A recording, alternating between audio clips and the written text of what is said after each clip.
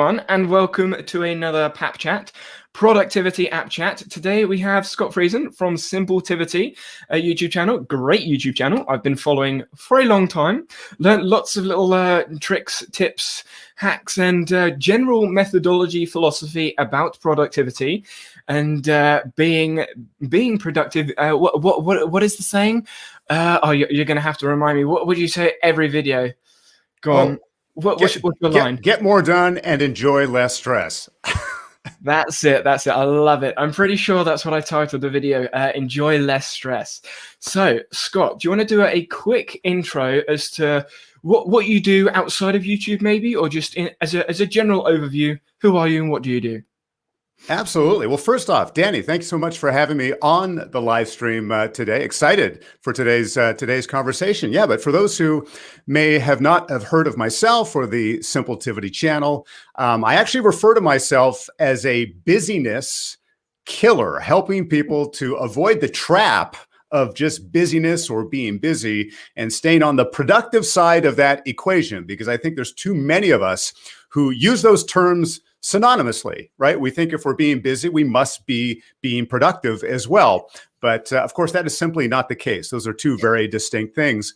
So I aim to help both individuals and organizations to work at their productive best. And as we just mentioned, not only to help them get more done, but hopefully to enjoy less stress at the same time. So whether that's through one-on-one coaching, whether that's through consulting, providing training and webinars, and of course my content here on the Simpletivity channel, again, helping both organizations, small and large, and many individuals to be at their productive best.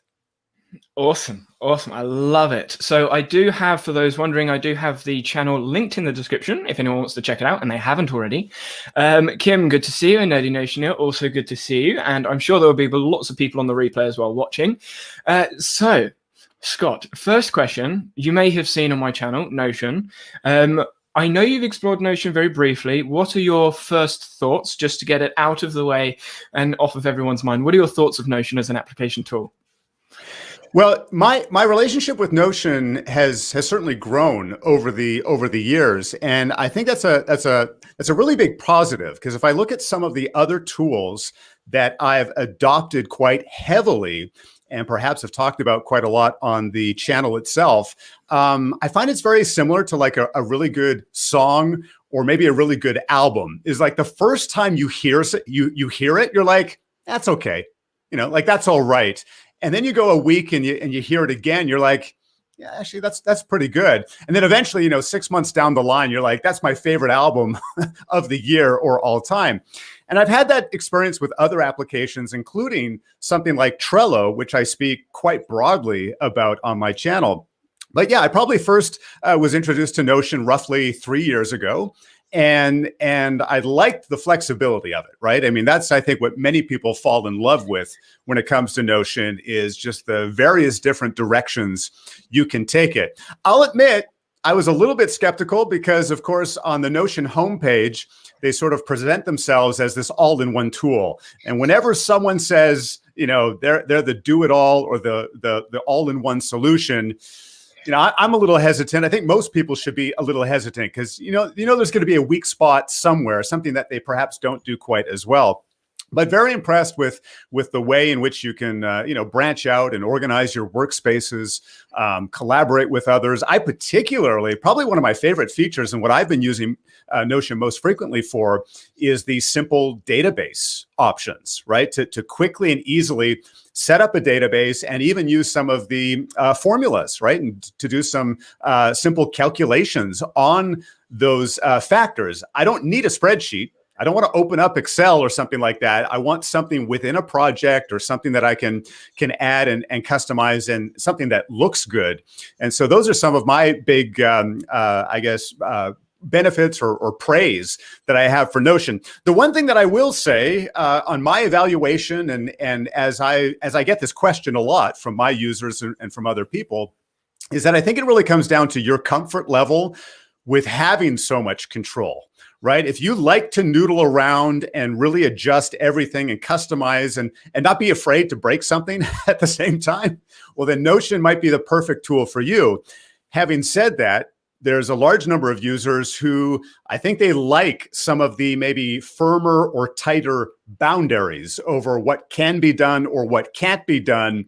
And they can sort of go back or not accidentally delete a column or an entire field or something like that. So I think a lot of it comes down to the individual user and their comfort level. But Notion had a fantastic 2020. They're only on the up and up. And I can say that honestly, I'm using Notion much more frequently myself as well. Interesting. I completely agree. Everything that you have said, I have mentioned numerous times on the channel, and in the Notion Nerds podcast. So you mentioned you're using Notion. Is that an active use in task management, project management, note taking? What's your use, and what tools do you use on a day-to-day basis? Absolutely. So when it comes to myself and Notion, I'd say it's primarily a note/brainstorming tool. I find it's very easy to bring in those web links or embed a web page or things that I want to reference. Again, I already mentioned sort of the table structure, which I really love to quickly develop something rather simply. I haven't really used it so much from a task management perspective. Again, on that front, I'm relying much more heavily, still relying quite a bit more heavily on Trello. For example, when it comes to my own YouTube content scheduling, I have a fairly, actually, I wouldn't say it's that complex, but I've got a fairly specific board that I'm using within Trello for that process, tracking things throughout its certain stages.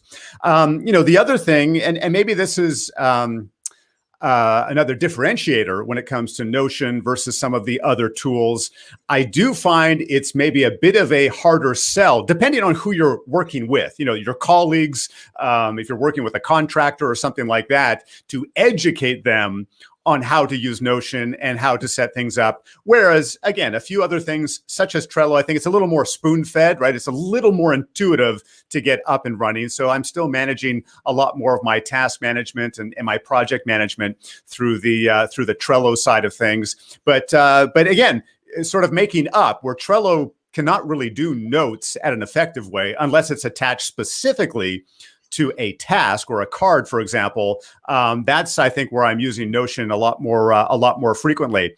Anyone who is a subscriber to the Simpletivity channel will know I am very much ingrained in the Google ecosystem. So as a result, Google Keep or Keep Notes on the app, I don't know why they keep switching back and forth or why they have that differentiation between the two. But Google Keep, nonetheless, is also a core part of my note-taking. And I'd say where it differentiates there is that because Google Keep is so lightning quick and fast, both on the desktop, but especially on mobile devices, that's sort of my quick brain dump or brain sweep or just a quick idea. Notion, because of all of its branching and folders and subfolders set up, that's where I'm going to do more brainstorming. But if it's just sort of something really quick, hey, this is a note that only has a lifespan of 48 hours. I'm going to put that in Google Keep or give myself a voice note or something like that. So Keep is still very prominent in my own sort of productivity toolbox, but I would say just a different type of note-taking than what I'm doing in Notion. I'm glad you said that because you may have seen, I've explored quite a few applications, and I find that you have some post-it note applications like Google Keep, Supernotes, Insert, whatever application, where they're great for the quick capture, but less so for brainstorming. And then you have some of the more front-facing applications like Roam, Obsidian, Amplenote. I know you've recently explored on Keep Productive channel, where they're more brainstorming, bidirectional linking, maybe linking with tasks here and there. And Notion, again, I think fits in that sort of realm. I'm going to quickly address Yusuf's question. Have you guys used TickTick? I know for me, I have used TickTick. I've used most of the main core applications. So I have used it. I wouldn't say I dislike it, but I don't personally use it. What about you? I have used TickTick, and I really like what they've done. Especially, I know they're often compared to Todoist, Yes. and in fact, I have a video that sort of compares or contrasts the two. However, having said that, I know many people who've gone from Todoist to TickTick absolutely swear by it. So number one, I like sort of the clean layout of TickTick. I mean, it's a little more clean. I think with a bit more of a mature product like Todoist, you've got more bells and whistles, you've got more maybe collaboration and integrations. That's not always a great thing or an ideal thing. You know, we look at these products, I think, like Evernote and Todoist, and sometimes the problems they get themselves into is they're just trying to do too many things, right? They're just trying to serve too many audiences or too many outcomes. So TickTick, I think, has done a nice job of keeping it simple. A nice touch for those of us either productivity nerds or who are familiar with the Pomodoro technique or using a timer, having that built right into TickTick, I think is just. I mean, it's a nice to have. It's nothing terribly special. Of course, the other applications could be doing that as well, but certainly like what TickTick is doing. Yeah, they also have their habits, their habit tracking in there as well, which I quite like. Something that I did find interesting when comparing Todoist and TickTick is I know Todoist has the natural language processing with today, tomorrow, in 3 days, but TickTick, when you're on the phone, you can hold down on the plus button and it will automatically go to voice recording. Whereas in TickTick, you have to go into your keypad and then click on the voice. I thought that's one of those small, nice usability touches that I thought that's quite nice. Very small, nuanced feature there. It's the little things, right? And if you're using that type of functionality, can make a big difference. Yes, yeah, definitely. So you mentioned Notion for your brainstorming, and you mentioned Google Keep for your quick capture, quick notes. How does that match together? Do you take Quick Note from Google Keep and then put it into Notion, or like what does that process typically look like? Yeah, I would say 90% of the time, I sort of know where that note is either going, or maybe should I say I've got a really good idea of what the lifespan of that note is going to be. So I will say, for example, I probably have just as much, if not more, personal notes within Google Keep. And we're talking things like, like a shopping list. We're talking things like, maybe the specs of something that I'm going to go investigate down at the Home Depot just to make sure I've got the right measurements here at home or something like that. Again, some examples of relatively short-term notes, right? They're not going to have a terribly long lifespan. The other thing that I will use Google Keep perhaps over something like Notion is for recurring checklists. Right. So I'll use the checklist function within Google Keep for like my travel checklist. Now, I know I'm not traveling at the moment. Many of us probably haven't done much traveling at all in the past year, but I still use that as an example, right? That, when I travel for business, there's a set of not just clothing, but other things I want to make sure I've got packed in my bag. And even though I can probably memorize it perfectly 9 times out of 10, you don't want to show up, halfway across the continent and you've forgotten something valuable. So using that type of functionality within Google Keep. Notion, on the other hand, probably a recent example for me. I run a live online course 2 times a year called the Reset Productivity Bootcamp. And I'm just in the verge of sort of doing a bit of a major upgrade. I'm personally calling it Reset 2.0.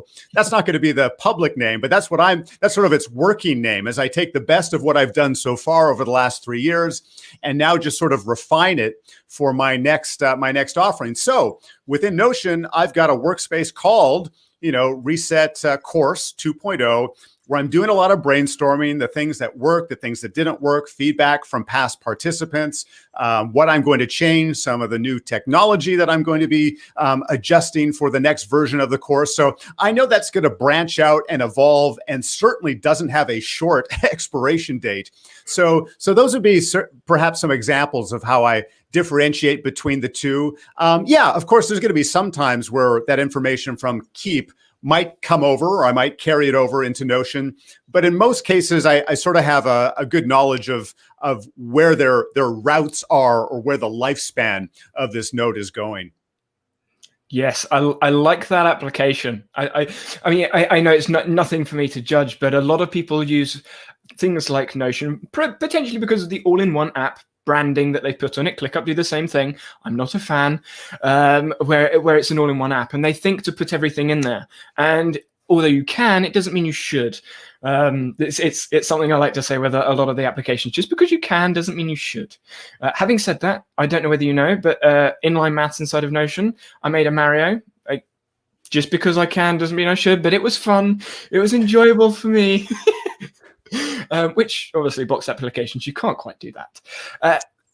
So you've mentioned with the notes, and you mentioned Trello. I know you use your Google Calendar a lot, and I know you've mentioned you use your events in your Google Calendar rather than Google Tasks. Do you still use Google Tasks along with the Google Keep workflow, or is it just Calendar Keep? It's interesting. I am still primarily using my method, which and I refer to this as my method because I'm not sure who else has either touched on this or produced content on it and so forth. At least looking at the comments of my videos, it seems like it's the first time that most people have either heard of that concept or used that. And for those who are not familiar, it's very, very simple. As again, my name or the channel's name, Simpletivity, suggests, is simply using the all-day events area for your tasks, and maybe not for every single task, especially the minutia or the small recurring things, but especially for your most important ones, the ones you can't ignore, the ones that you don't want to hide. And the benefit there is that, if it's an all-day event, you can't hide it. It's always going to be pinned to the top of your day, whether you're looking at a day view or a weekly view. It's really sort of hard to ignore. Now, one of the nice things with Google Tasks is that just this past year, I believe it was in 2020, Google Tasks allowed you to see Google Tasks on the mobile version of Google Calendar. And that was a big, big gap for most users. Although they liked the redesigned tasks feature within Google, they liked the side panel when they're using Google products on the desktop. If you were using Google Tasks, if you were invested in it, you had to, you still need to install the product. You still need to have the app on your phone. But even if you had it on your phone, none of it was showing on Google Calendar. And that was really jarring for a lot of users, I think holding a lot of users back. Anyhow, finally, they fixed that, or they addressed that issue. So now you can see all of your tasks along with your reminders, not just on the desktop version, but on the mobile version as well. So I think that is going to bring a lot of other people over. There is still, of course, a few things that are maybe lacking within Google Tasks. Just the other day, I had someone ask a comment about, search functionality, which is essentially like non-existent when it comes to Google Tasks. That's a pretty big gap there, right? If you can't search by a keyword, if you're only being able to sort by name or by due date and that type of thing. So for myself personally, I'm still sticking with my calendar functionality, and I think part of that is also coming out of habit, right? Is using that system for such a lengthy period of time. The last thing I'll mention when it comes to this topic, because I get this question a lot, is that if you include your tasks as an all-day event, they don't carry over, right? They're an all-day event. They're truly an all-day event. So nothing is going to push it over to the next day if you leave it there. And I have often said that can actually be a benefit. One of the things that I'm quoted as saying is that, limitations can be liberating. And I think this is a good example of that because they will not carry over. They will not automatically carry over like a Google task or like a reminder or other tasks such as Todoist and other applications. It sort of forces you to engage more deeply with your calendar and with your to-do list system. So, I can't just blow off an afternoon or a day and just like, all those tasks will catch up with me tomorrow. It forces me to say, okay, these two things I'm still going to get done today. I'll carry these ones over and that type of thing. But I think that's actually a plus. I think sometimes having a small amount of manual effort can actually help you be more engaged and be more on top, not just let the technology, because again, if you let the technology do it for you, you're probably going to run into trouble in the long run anyhow. Yes, and I'm so glad you said that, because John, another Notion nerd, he loves his automations and his Zapier, Integromat, and things. And we had a discussion a while back about note taking and clipping things into our database. And I said I like to have it there, so I need to manually add something to it, do something with it, so I have a decision to make. And at the time, John disagreed. He's now coming around. But the manual decision of going, I need to do something with this, otherwise it will be left behind. It makes you think about something. It makes it deliberate. It's not just, oh, my bot will do this, or my app will do this, or the trigger will do that. So yeah, I'm so glad you said that. We're on the same side. I think this also can be a little comforting for those who are maybe coming from a notebook or a paper planner, where of course it's all manual. You got to carry things, you got to carry things over, or scratch something out, or move it to another page or to another date. And a lot of people really find comfort and swear by those more analog or traditional tools precisely for those reasons, right? There's just a little more engagement as a part of it. The other thing on that same note is, of course, we know that Todoist and most to-do list or task managers have a single button or a single option to just defer everything, right? Like just defer it all to tomorrow, or defer these 3 things to Monday, or something along those lines. Again, if you have to look at every single one and make a conscious effort as to where you are moving it. Number one, are you moving it at all, or do you need to do it today, or where you are moving it? Because I mean, how many people have used a to-do list manager? They wake up Monday morning, they got 27 things that are waiting for them because they spent much of last week, or maybe not much, but several minutes every day just deferring to next week, deferring to next week, deferring to next week. And now it's all piled up on a given day. So yeah, making it a little more tangible, being a little more hands-on with your to-dos. Yeah, I can certainly say I'm guilty of that. I may be having a productivity style channel, but that doesn't mean I'm productive all the time. Sana has a good question in chat. Any calendar alternatives you'd suggest other than Google/Notion, something that works better for mobile? So I wouldn't say Notion on mobile is good at all anyway, just from my personal experience perspective and looking at the community. I would say Google is my go-to. I personally still use Google Calendar on my mobile. I can't think of anything other than Outlook as the obvious competitor, or something like Woven that attaches itself onto Google Calendar. Can you? I think we're probably in the same boat here. Is that, really, and you bring up Woven, which I think is a good suggestion for those who are either trying to bring in multiple calendars, especially if you happen to be using both Google Calendar and Outlook. I know for many of us, we don't have the freedom or the choice. Maybe you have to use Outlook at work, but you prefer using Google Calendar in your personal life. So Woven can be a great tool to sort of bring all of that together. But yeah, I mean, here we are, it's 2021, and really those are still by far the 2 most dominant choices. And even when we start looking at other options or other calendar tools, in most cases, the foundation, or they are being supported by one of those 2, right? You're linking it, or you're tapping it into either GCal or Outlook. I do like, now I haven't tested Woven as thoroughly as perhaps I should when it comes to the mobile version. I do think they have a little bit of room to grow there when it comes to the mobile side of things. But at least when it comes to the desktop version, I love their templating. I love their tagging within the calendar. I love some of the data and analytics that Woven provides. And then, of course, the nice thing, because it's just using your other calendars. I mean, if you're all right with this, maybe you love the Woven desktop interface and how easy it is to schedule meetings with other people. Maybe the fallback is you use Google Calendar or Outlook on your mobile device when you're using mobile. I guess it really boils down to where you're spending more of your time when using your calendar. Yeah, completely agree. And even people, I think Fantastical is a Mac only application, but people that use Fantastical or Fantastical 2 or whatever the number is, or any other application, I would class them as sort of clothing applications. You've got the main app being Google Calendar, and then you have whatever features and flashy suits that you can put on it essentially it's Google Calendar.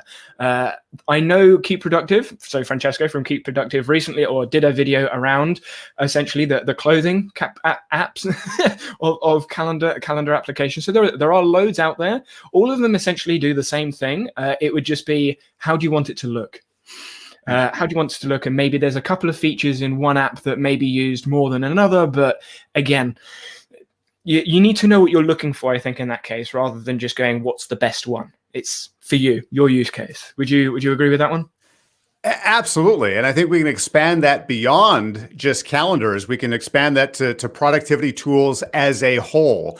And, I think, we all work a little bit differently.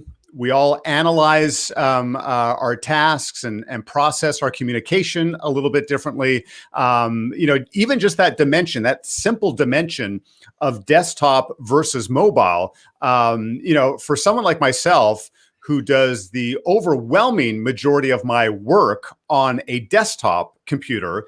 Mobile, I almost look as, at least when it comes to my own work style and work life, is almost like a bonus, right? It's convenient, it's easy and so forth. But if I need to do some serious work, I'm getting in front of my my big screen monitor. Well, it's not even that big, but bigger screen monitor and mechanical keyboard. Like I want to get down to work and do that type of thing. So for me, it can be surprising to find someone, even though there's millions of people out there who do 90% of their work on their phone or perhaps a tablet and that type of thing. So exactly. We all work differently. You need to find something that works the best for you and your specific work style. Yeah, definitely. Dawn, thank you very much. Look at that. Awesome guest. She's calling you an awesome guest, Scott. Thank you, Dawn. So when it comes to, you mentioned Trello and we've gone over tasks. Do you have your projects all in Trello with the tasks, subtasks, checklists, etc. in Trello and leave the main tasks to Google Calendar? Or how do you do that? Is it you put your project in your Google Calendar as an event for a task and then have the bulk of that project in Trello? Yeah, great question. So when it comes to my use of Trello, one thing that I don't have, and I guess that's really where Google or Google Calendar specifically is playing that role, is my daily to-do list, right? So that's where I'm coming to time and time again. And one of the big benefits there is that I never have to remind myself to look at my calendar. Right. And I've never met someone else either who I've had to get on them. You're just not looking at your calendar often enough. And that's where I think a lot of people find benefit in this system, is that they don't have to remember to open up another tab or open up another application or go grab their phone or whatever the case may be. So for me, getting back to sort of boundaries or maybe definitions of my work, typically it's going to have to be a part of some type of project for me to create a board in Trello, right? There's some type of project with moving parts, multiple tasks, probably deadlines that are at least a month, if not longer, out, and of course collaborators might play a part of that as well if there's someone else collaborating with it. So two examples that I think I may have already mentioned: my YouTube content calendar, the way I schedule out and plan out my content is all managed in Trello. Until I started experimenting more and using Notion more, that Reset 2.0 revision was being kept in Trello. In fact, although the brainstorming, what I'm going to be doing next is now in Notion, the actual nuts and bolts of the course in terms of, dates and when I'm promoting and the scheduling of the actual course itself, I'm still keeping that in Trello. There's some automation and some things there, but again, it's sort of a defined project, right? There's a project there. So when it comes to what I'm seeing or what I'm keeping track of in Google Calendar, it may be as simple as blocking out some time and saying, okay, I'm going to spend 2 hours on this reset course project. And that may be all it's titled in my Google Calendar, just meaning I need to now jump into my Trello board to find the exact task or the next step for me to do so. One of the tasks right now, speaking of tech, is I'm in the process of transitioning my email marketing client. So I've been using MailChimp essentially the last 5 years. MailChimp's been very good to me. I mean, it's a fairly straightforward system and so forth. However, a lot of the direction I find where MailChimp has been going and the additional features are not so valuable to me. Like they're not so valuable to me. I'm not selling physical products. I'm not doing much advertising through social media. So a lot of the features that they've added over the last few years, and of course, for many of you, for those who perhaps have used MailChimp before or not, it's pretty expensive. It can really add up, the more email subscribers that you add.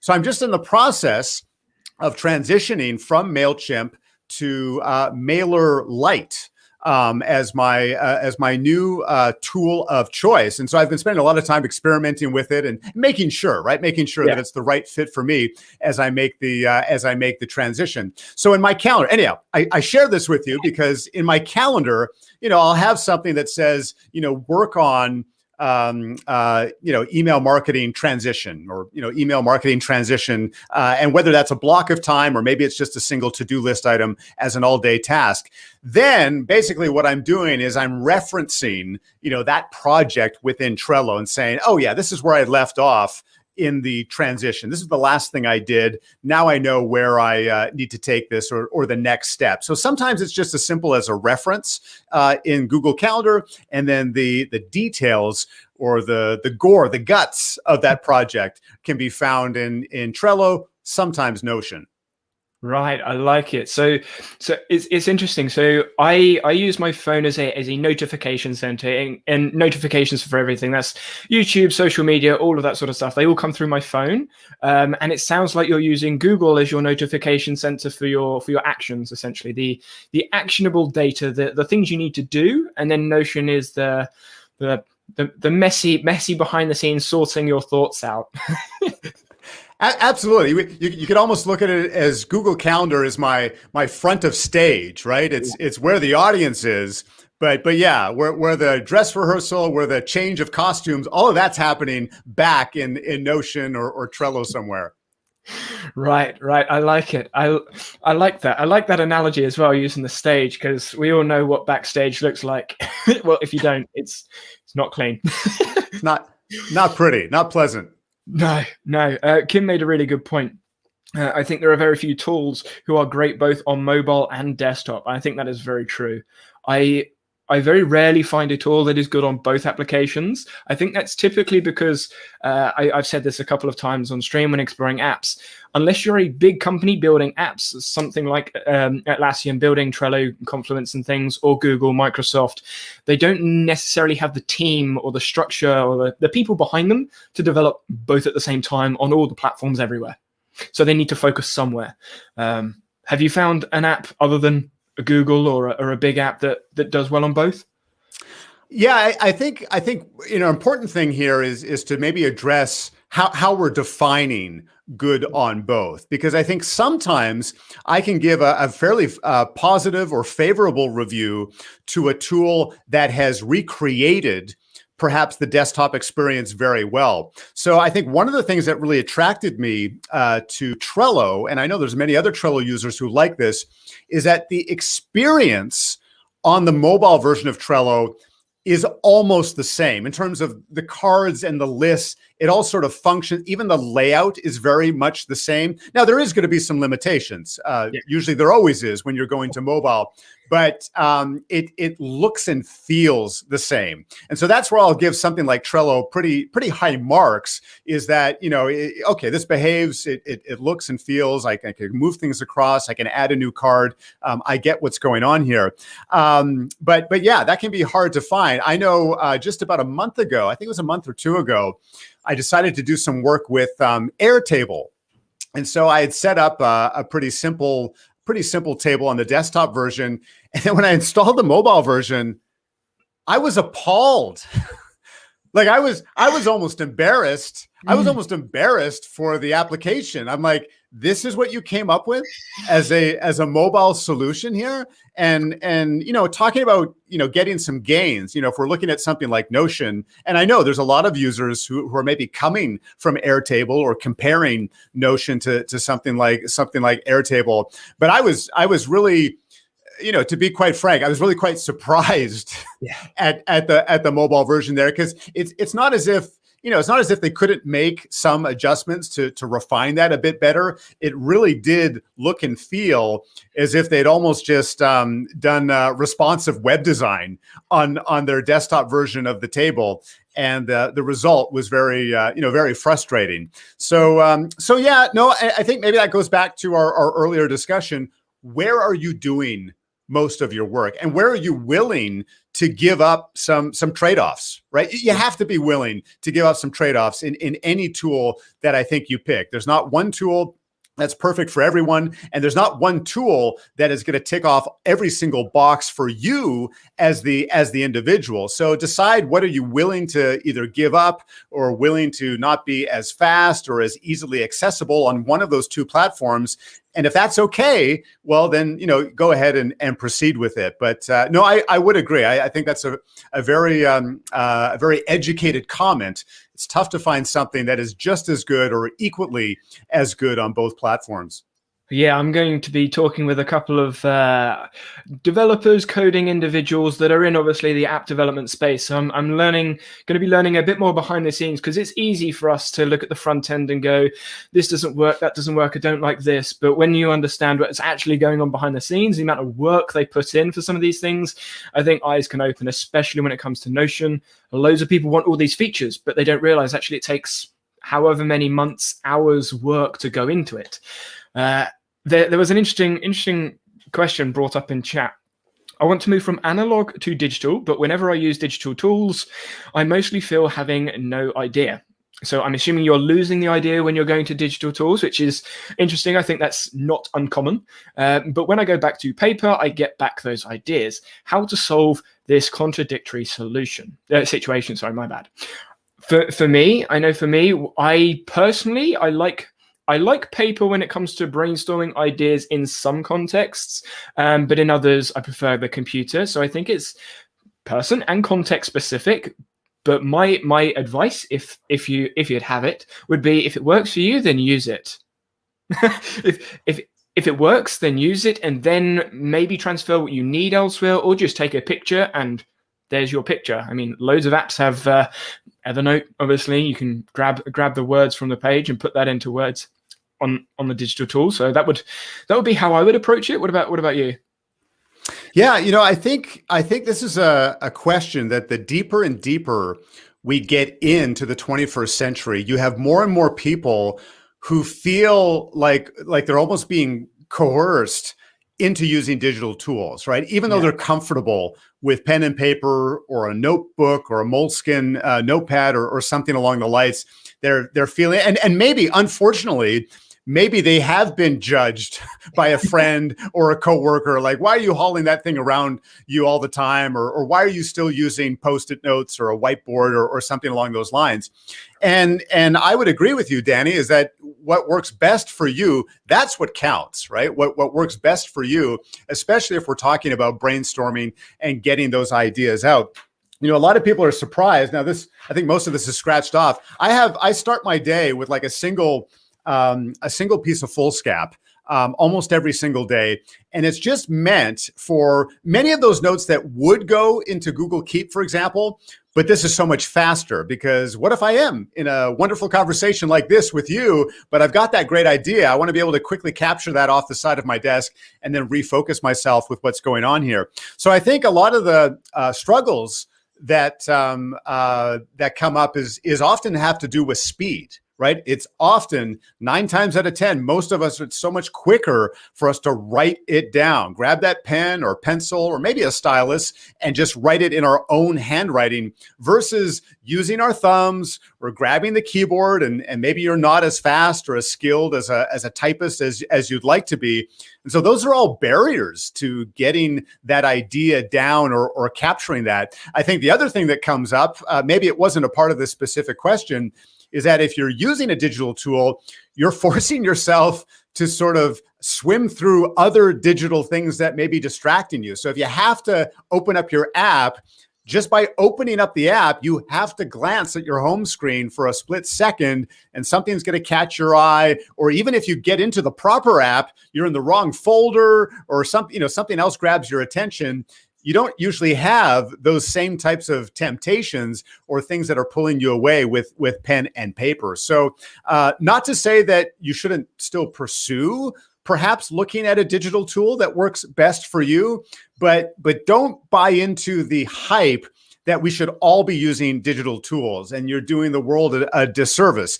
Now, obviously, I think there's some positive things to be said about going paperless, whether that's for environmental reasons, whether that's for cost reasons, and often just for convenience reasons as well. It's really hard to collaborate with someone if you're exclusively using pen and paper. But again, when it comes to brainstorming, your own personal notes, ideas, quick things that you can maybe transfer to a digital tool later on, if that's what works best for you, if that's the fastest and easiest way for you to get those ideas down and then go back and reference them later, don't let someone else tell you or bully you into thinking that you should be using this latest and greatest tool.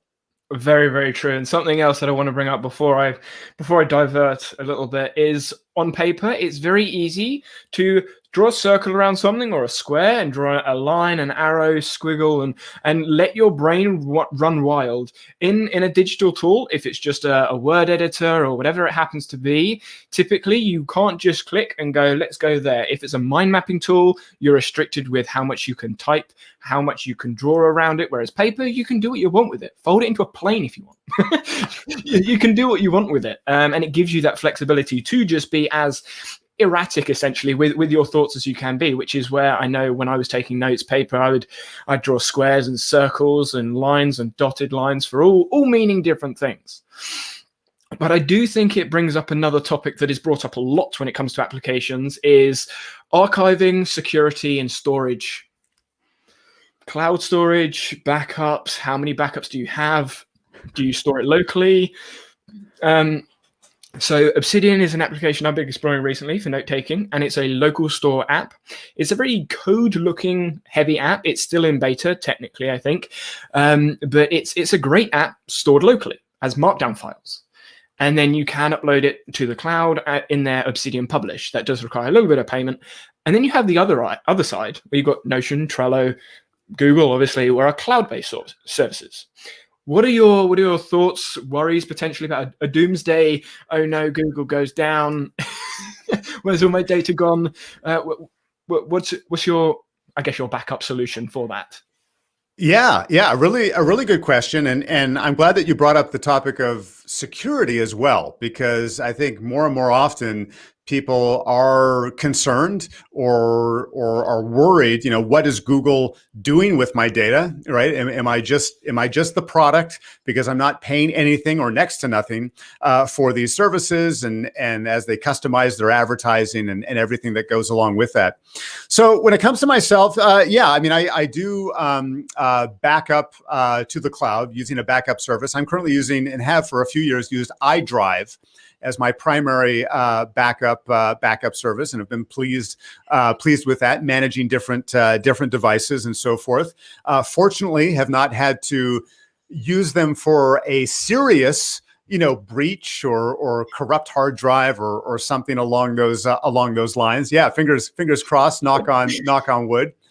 And then I think you also bring up a good point, is that the various applications that we have may or may not have a backup tool or a backup service. In fact, at the moment, I'm collaborating with a tool that is providing a backup solution specifically for Trello.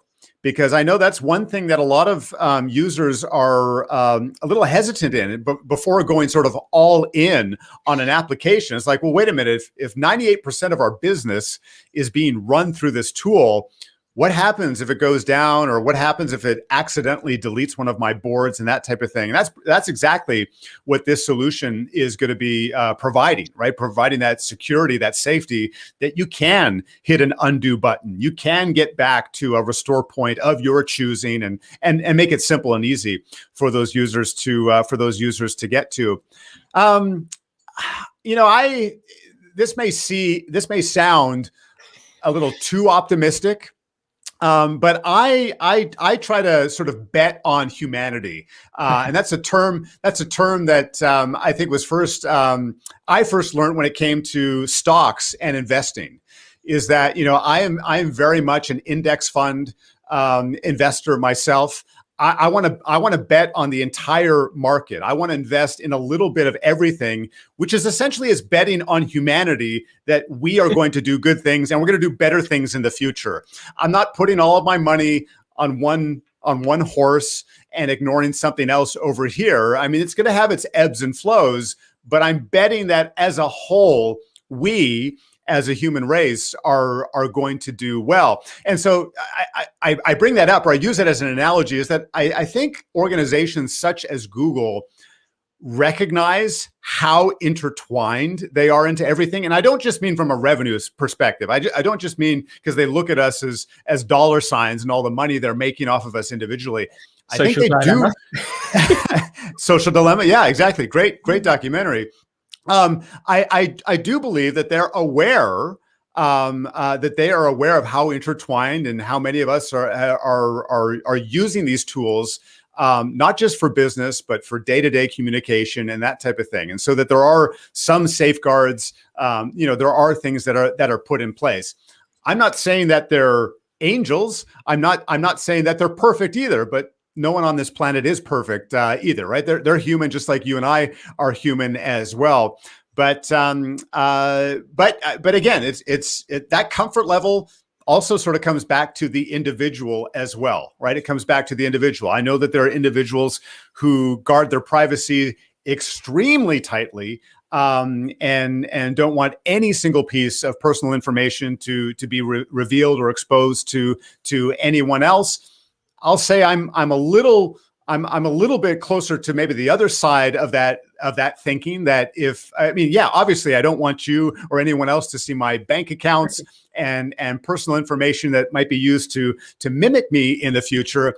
But there's a little part of me is that, if I'm not doing anything illegal, if I've got nothing to hide, if by chance my entire life was strewn out for the world to see, I could live with it, right? I might not be I wouldn't be happy with it. Don't get me wrong. I wouldn't be happy with it, but you know what? It's not something that's going to make me crawl into a hole or something like that at the end of the day. I think part of it comes down to comfort level, and we're so used to just ticking the terms of agreement, right? We're just so used to clicking that box. Oh, by the way, we updated our terms of agreement. Just click here. I mean, how many of us have even read a portion? None of us have read the whole thing, but how many of us have even read a portion of the terms and agreements that we click or that we sign up for? So I think many of us have maybe grown into that comfort level as well. Maybe we do need to be a little more cautious as these organizations have that much more control over what we do on a day-to-day basis. Yeah, that is very, very true. I know I can personally say that I will read headlines of things as I'm scrolling through it, but if nothing sticks out, which the majority of the time I don't understand half the words they're talking about because it's in a language hidden away. I'll just click it and then just hope, which I know is bad. I know it's bad. I shouldn't do it. Slap on the hand, but yeah. Applications. You mentioned lots of applications. I know on your channel you explore not necessarily vast applications all over the place. I've explored some applications recently that are, let's say, unique applications. Natoto is one that springs to mind. A member of my community, Gail, I'm not sure whether he's listening in on the background, has nicknamed it Sheepzilla, because essentially you can build your own world territory around your notes. So you can put a sheep next to your notes and make it as big or as small as you want, and it's a 3D world type thing. Very different. When you see new applications that come out, Ample Note you've recently reviewed, what's your initial thought when looking at those apps as to whether you're going to use it or not use it? Do you look at them and go, I like this, but I'm not going to use it because I've already got a system? Or how does that decision making happen? Yeah, I think for me, and I imagine this is similar to a lot of other individuals, is being able to see the benefit relatively quickly, right? Being able to see the benefit relatively quickly. When I first was introduced to Notion, I could recognize the beautiful design and the layout, but I didn't see how it was going to affect my workflow or work style. So that was to take nothing away from the app and what it was doing and how it was built and how it's been built out since then. It's just, I didn't see how that was going to play into my day to day. So I think being able to see that relatively quickly, I think a lot of us, especially if you are, someone like myself, yourself, Francesco from Keep Productive, when we're touching so many apps all the time, you can sort of get a feeling if someone is really just taken a lot of stuff from someone else, or they're trying to compete head to head with someone else. I'm always looking for that differentiator, right? Like what is going to set them apart? Speaking of Ample Note, which I just reviewed earlier this week, I like that they're trying to sort of build on the concept of taking a rough idea or a jot, as they refer to it, and then building it out into a more functional note, and then eventually to a task, and then to your calendar. So I like that concept because you don't always have that with other either note-taking or task management tools. In terms of how you take the note, that's pretty straightforward. You can see that in a variety of other applications, but at least they're trying to differentiate themselves from someone else. So I think that's one of the key things that I'll look for. The other thing is, can it integrate some way, somehow, with the tools that I'm already using? Right? Can it speak to something that I'm already using, and hopefully beyond just my email client or my calendar? That might be sort of baseline or base level if it's appropriate for that particular tool. But will it speak to other tools that I'm using in relation to that task or what I'm wanting it to do? And I know that can be a tough job for new applications who they're just starting out, right? They're just in an early version themselves. But I think if they're smart, they'll think ahead as to, okay, what are most of our users going to be wanting to do next, or how are they going to be relating this app to something else? I think those integrations are certainly a key point. Yeah, completely agree. And having explored, I'm not sure how familiar you are with my recent, so the last 2 weeks, I've streamed every day, exploring at least one app every day. I've managed to explore, I think, about 34 apps in the last 2 weeks, all of them completely new, completely brand new, different. I don't remember the names of all of them, of course, but they're live streamed. And what I was finding is a lot of applications have the same features. It's just a different button, a different menu, a different look, different colors. And I was really looking for those standout features. What makes this different to something else? And a lot of the applications, I've got to say, a lot of the applications are very much carbon copies of other apps I've seen, other apps that are already out there, very, very popular. They pick a big app such as Todoist, Evernote, Notion, whatever it happens to be, Roam in the linking space, and they take all those features and then they just change the look. They change the clothing of it. And I'm thinking, I need something else. Where's that spark? And I think in the application building space, just in general, it's going to be very difficult to really stand out, especially with all the apps that are out there. So good luck, developers. It's a tall order, right? It really is a tall order. That space is ever so crowded. And again, if you can, I think it's very much like in the lines of business, right? If you can focus on your niche, your narrow area of expertise, or how you're going to help someone. And hopefully, these productivity app makers make the same decision making as well. Don't try to be the all-in-one tool. Do your thing, or do that one thing very, very well, or better than most of the competition, and then you can find success. Yeah, we're closing in on an hour, so I want to ask you one more question before we start wrapping it up. So when it comes to the applications, I would imagine, as you said, integrating tools together is ideal. Ideal world, you'll have everything integrated, so all syncs up in some way or another. So I'm glad you're in agreement with me in that I don't think there is an all-in-one app, and I don't think there ever will be. My personal thoughts. How do you reckon the world of the app space will look like in a couple of years with all the integrations? Do you think it will be an app to hold all the apps that you're using, or will it just be an integration of multiple tools, like a digital toolbox, essentially? How do you think that will work in the future? Yeah, this is a really hard question. It's a hard question to ask, or a hard question to answer, I should say. Yeah. You did a great job of asking it. It's a fun question to talk about. I find it'll be interesting where tools or bridges like Zapier, for example, what happens to them in the coming 5 years. Because they are such an essential part of many people's toolboxes, is connecting their tools together, or if this, then that, connecting certain triggers and automation and that type of thing. I would like to think that, and this really comes down to the individual user. And I recommend this to a lot of my clients, especially when I'm coaching someone one-on-one. Often their number one problem is they're using too many tools.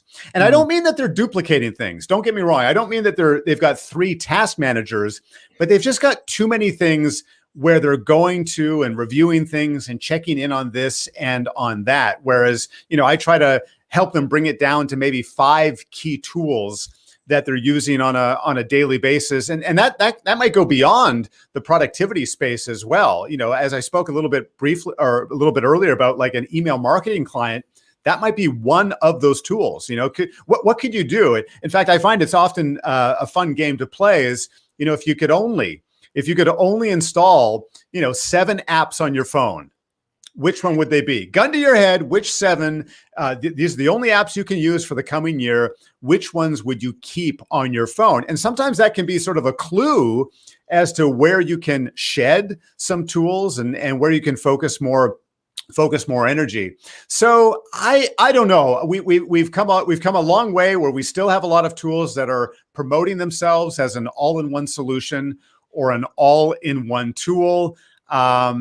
I think there is maybe further room to develop in terms of connecting tools together for collaboration, right? So I know, a tool that I often speak highly of is Unito, which connects a variety of tools like Asana and Trello and Basecamp and a variety of other popular tools, so that if you love working in Asana, but I love working in Trello, but we want to collaborate together on something, we can still do it in our preferred tools, and it just maps over, right? We just need to map the fields and that type of thing.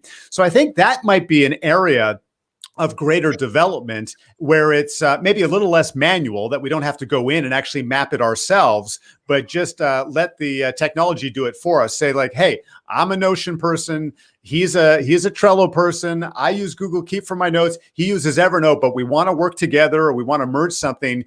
And there's already something sort of in the background that can make those connections for us and make it seamless. So I hope some of that may be coming down the line. Yeah, same here. And there's an application I've been on trial for called Beeper. And it's about bringing all of your social media messages all into one place, similar to Facebook and Instagram, but it's for everything: YouTube, SMS, like text and everything. I'm looking forward to that one. There is another question in chat. Do you have enough time, do you reckon, to answer that one as well? Yeah, I'd love to. Awesome. Okay. In regards to this, what is your opinion, guys, on Microsoft 365 Suite, from Outlook to Power Automate and so on, suited for small businesses? I must say Microsoft 365, I use it a lot because I use Word, PowerPoint, etc. but that's about the extent of my use because I'm a very big Google user and Notion. So I feel like I would be very, very biased when answering that question. Scott, what about you? I might be a little biased as well. Again, I too use and am fairly deep in the Google ecosystem myself. I would say something that Microsoft has done a fantastic job over, in my opinion, over the last 5 years or so, is its mobile apps. In fact, I've had to remind, you don't know how many times I've had to remind people to go and install the actual Outlook email client rather than just the iPhone, the standard email client. I said, it's great. It's like, if you're using Outlook, I don't mean if you're not using Outlook, but if you're already using Outlook, use the actual official Outlook client. Don't just use the standard iPhone or Android email client that comes with your phone. Go and use that itself. So I would probably agree. I'm not as fully aware of some of the more advanced tools when it comes to the Microsoft suite. I still use Excel, Word, and PowerPoint on a daily basis. Even though I may store much of my files using Google Drive, and I use those tools as well. It's primarily sort of those front-facing or more popular tools. So maybe not the answer you were looking for, but a great question nonetheless. Yeah, Gabriel, that was a really good question, and yeah, it's a tough one. Microsoft, Google, all the apps, what to use, when to use them. This conversation could go on for hours, and I have loads of questions. So maybe you'll join me another time, maybe at some point in the future. Maybe. We will see, but it's come to the hour. So, Scott, do you want to point people into any specific direction, or is it YouTube? Absolutely. So yeah, if you're looking for productivity tips, especially as it pertains to your software and your technology, be sure to visit me at the Simpletivity YouTube channel. And if you'd like to learn a little bit more about what I do and how I might be able to help you or possibly your organization, you can visit me at simpletivity.com. If you do want to connect via social, my tag is Scott D. Friesen. Don't forget the initial, Scott D. Friesen, in basically all of the major social media platforms. I look forward to hearing from you in the future. Awesome. It was great to have you, Scott, and I hope everyone's got something out of it. Dawn looks like she had fun, and Nerdy Notioneer, Kim, Gabriel. Awesome. So I'll be live in a couple of days. So until then, everyone, have a good morning, afternoon, evening, whatever time it is where you are, and I'll see you guys in a couple of days.